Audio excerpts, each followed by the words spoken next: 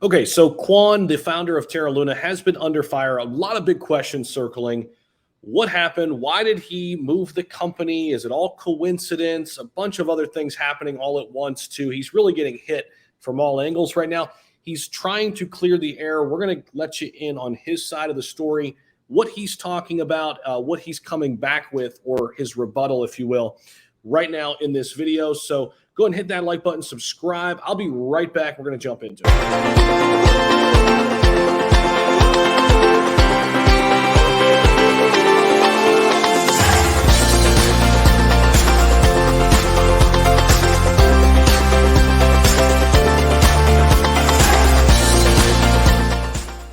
Okay, welcome back to the channel. My name is Zach. If it's your first time dropping in, welcome in. If you get value, hit the like button, subscribe. That means a lot. Breaking.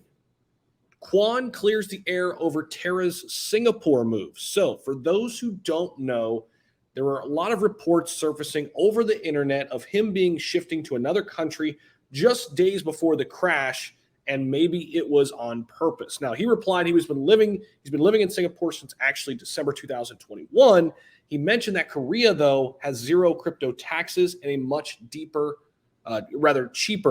cost of living. He added that he has talked about this in many podcasts and interviews well before the crash happened. Now, Kwon went on to say that shutting down a company just takes some time, and timing is purely coincidental, as it lined up perfectly when UST and Luna came crashing down. He also revealed, though, that they are controlling less than 0.1 of the Luna's supply.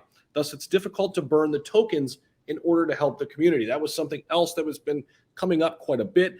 Everybody calling for a token burn. Now, is Terra evading tax liabilities? This was another big question.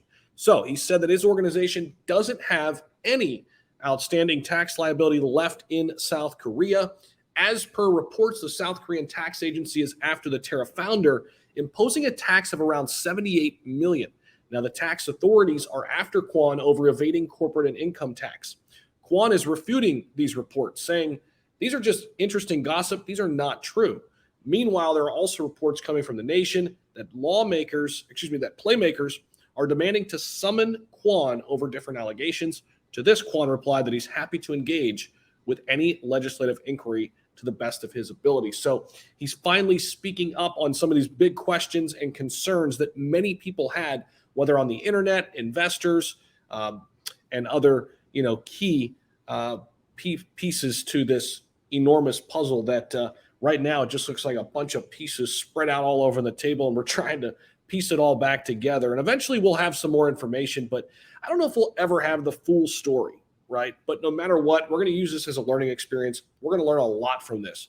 When we zoom out, look 1 to 2 to 3 years down the line, there's going to be a lot to learn from all of this and how it transpired, what the conversations were like, what regulations came after the fact, right?